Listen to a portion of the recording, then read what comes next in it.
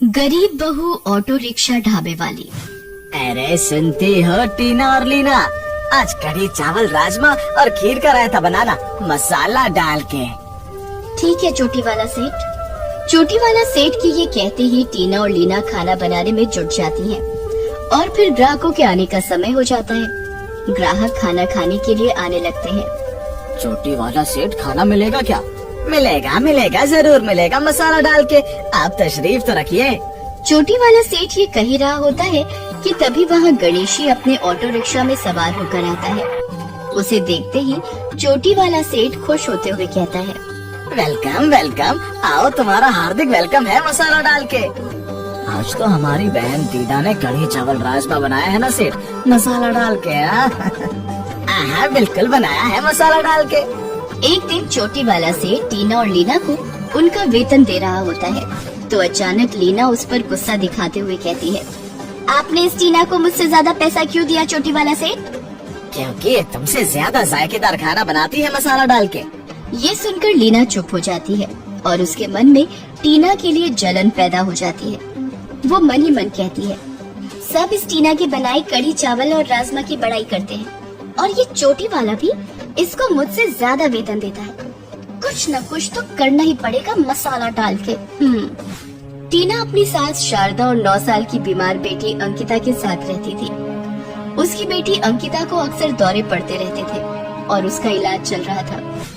एक दिन टीना चोटी वाला सेठ के ढाबे पर खाना बनाने में लगी हुई थी कि तभी उसकी सास शारदा भागते भागते वहाँ आती है। शारदा टीना से कहती है, अरे बहू, अंकिता को दौरा पड़ा है, उसे डॉक्टर के पास ले जाना है, जल्दी से कुछ पैसे दे दो। ये सुनकर टीना परेशान हो जाती है और चोटी वाला सेठ को अपनी परेशानी बताती है, मगर चोटी वाला सेठ उसे पैसे देने से साफ मना कर देता है। मैं तुमको वेतन दे सकता हूँ, एडवांस में पैसा बिल्कुल नहीं दे सकता। मसाला डाल के मेरे पास काम करना है तो करो, वरना घर जाओ मसाला डाल के। ये सुनकर टीना की जुबान पर ताला लग जाता है, मगर लीना के दिमाग का ताला खुल जाता है। कुछ देर बाद चोटी वाला सेठ किसी काम से बाहर जाता है तो लीना मौका देखकर ढाबे के गले पर झट से हाथ साफ कर लेती है। फिर कुछ देर बाद चोटी वाला सेठ वापस आता है तो खाली गल्ला देखकर चौंक जाता है। पैसा कहाँ गया मसाला डाल के?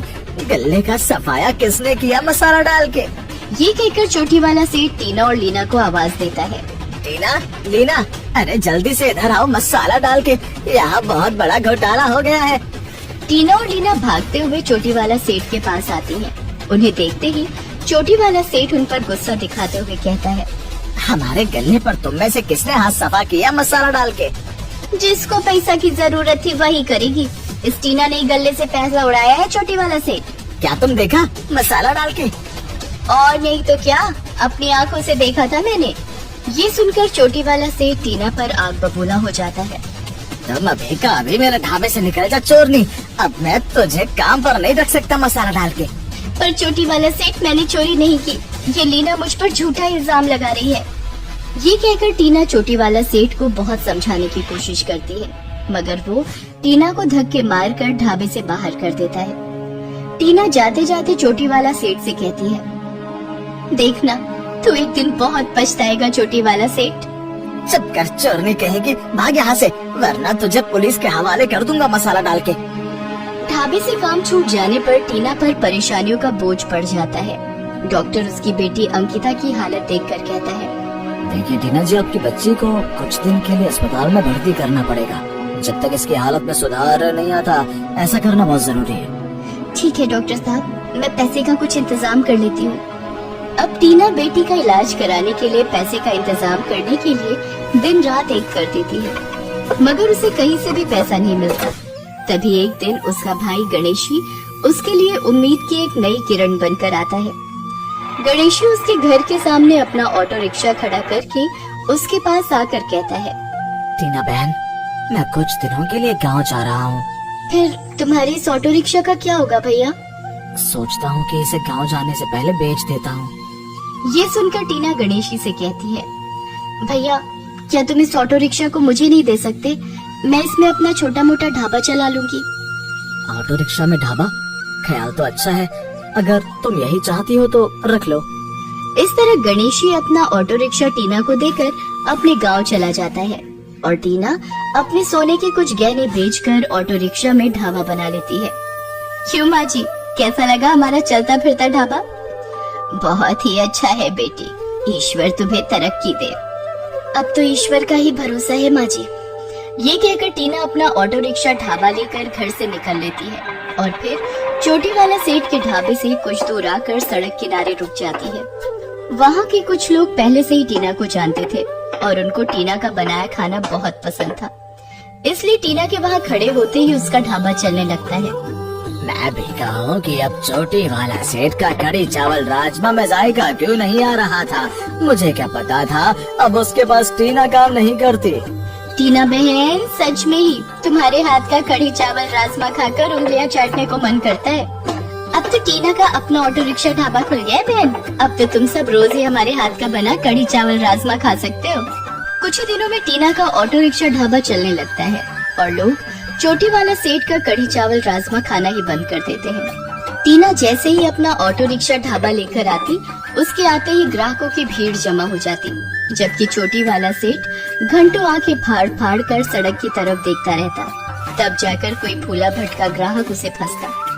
इसलिए चोटी वाला सेठ अब टीना को काम से निकालकर पछतावा करने लगता है। मैंने टीना को काम से निकालने से पहले सोचना चाहिए था, मसाला डाल के उससे ज्यादा लजीज खाना तो शायद ही कोई दूसरा बनाने वाला मिले। धीरे धीरे टीना का ऑटो रिक्शा ढाबा और अधिक अच्छा चलने लगता है और उसके पास पैसा बरसने लगता है। पैसा आते ही वो 1 से 2 और 2 से पूरे 4 ऑटो रिक्शा ढाबे तैयार करके उन पर नौकर रख लेती है और उन्हें शहर के अलग अलग स्थानों पर खड़ा करने लगती है। इस तरह उसकी आमदनी चौगुनी हो जाती है। उधर चोटी वाला सेठ का धंधा बंद होने की कगार पर पहुंच जाता है, इसीलिए वो टीना के पास जाकर कहता है, ए टीना, तुम अपना मोबाइल ढाबा कहीं और जगह लेकर रखो ना, यहाँ मेरा ढाबा डिस्टर्ब होता है मसाला डाल के। क्यों छोटी वाला सेठ, मेरा ऑटो रिक्शा ढाबा जिस सड़क पर खड़ा है वो सड़क तेरे बाप की है क्या? वो तेरे बाप का भी नहीं है मसाला डाल के, मैं तो बस तुझे समझा रहा हूँ। मान जाओगी तो तुम्हारा ही भला होगा, वरना पछताओगी मसाला डाल के। छोटी वाला सेठ ये कहकर वहाँ से चला जाता है और फिर कुछ दिन बाद वो गांव के एक नामी गुंडे से मिलता है और उससे अपनी समस्या का समाधान करने को कहता है। देख लो शेरा, अगर तुम हमारा ही काम कर दोगे तो हम तुमको पूरा एक खोखा देंगे मसाला डाल के। तेरा ये काम आज ही हो जाएगा छोटी वाला सेठ। ये कहकर शेरा अपने आदमियों से कहता है, चलो बे गाड़ी तैयार करो, हमें उस कड़ी चावल राजमा वाले के ऑटो रिक्शा ढाबे की बैंड बजा कर आनी है। उसके कहते ही गाड़ी तैयार हो जाती है और फिर शेरा अपने आदमियों के साथ टीना के ऑटो रिक्शा ढाबे पर पहुंचकर उसे धमकी देते हुए कहता है, ए ओ टीना वीना, क्या नाम है तेरा? अपने इस ऑटो रिक्शा की चोटी वाला सेठ से ढाबे से दूर लेकर जा, समझी? ये तो यही लगेगा, आपके कहने से मैं इसे कहीं और क्यों लगाऊं? टीना की इस बात पर शेरा बदमाश को उस पर बहुत गुस्सा आता है और वो अपने आदमियों से कहता है, चलो बे, अब और इंतजार मत करो, इसके ऑटो रिक्शा ढाबे को मिट्टी में मिला दो और ये आगे आए तो इसको भी फोड़ डालो। शेरा के ये कहते ही उसके गुंडे टीना के ऑटो रिक्शा ढाबे पर टूट पड़ते हैं और टीना बीच में आती है तो उसकी भी पिटाई कर देते हैं। वे कुछ पल में सब बर्बाद करके वहाँ से चले जाते हैं। सत्यानाश हो इन बदमाशों का, मेरा सारा ढाबा तोड़ डाला। छोटी वाला सेठ, ये सब तूने कराया है, अब मैं तुझे नहीं छोड़ूंगी। किस्मत से उसी दिन शेरा पुलिस के हत्थे चढ़ जाता है और सलाखों के पीछे पहुंच जाता है। ये पता चलते ही टीना बहुत खुश होती है और फिर पुलिस थाने जाकर चोटी वाला सेठ की शिकायत करती है। पुलिस ईमानदारी से कार्रवाई करते हुए उसे भी गिरफ्तार कर लेती है। इस तरह चोटी वाला सेठ का ढाबा तो हमेशा के लिए बंद हो जाता है, मगर टीना के ऑटो रिक्शा ढाबे कुछ ही दिनों में शहर के हर कोने में नजर आने लगते हैं।